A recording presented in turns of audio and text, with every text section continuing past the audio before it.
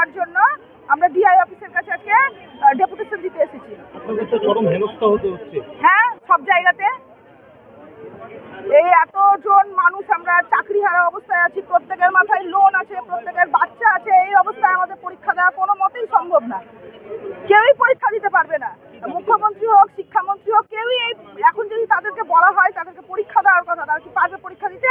কেউই পারবেন না। যিনি আইনজীবী আছেন তিনিও পারবেন না, যিনি প্রধান বিচারক আছেন তিনিও পারবেন না এই অবস্থায় পরীক্ষা দিয়ে নতুন করে আবার ফিরে আসতে।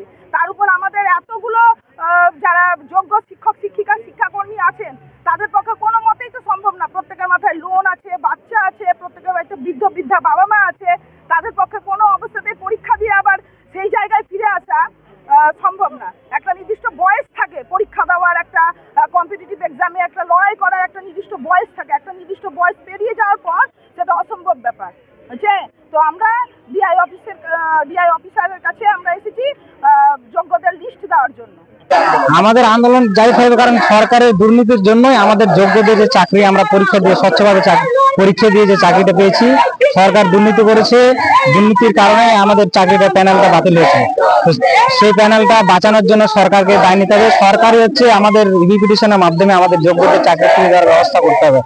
যথাযথ উপযুক্ত তথ্য দিয়ে, এটা সুপ্রিম কোর্টের তথ্য দিয়ে আমাদের বাঁচিয়ে আনতে হবে। যোগ্যদের সার্টিফাইড লিস্ট দিতে হবে।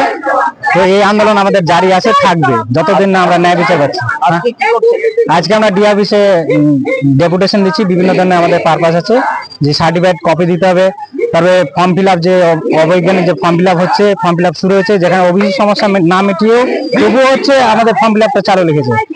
তারপরে আন্দোলন চলবে যতদিন না আমাদের ন্যায় বিচার পাবো, আমাদের আন্দোলন চলবে।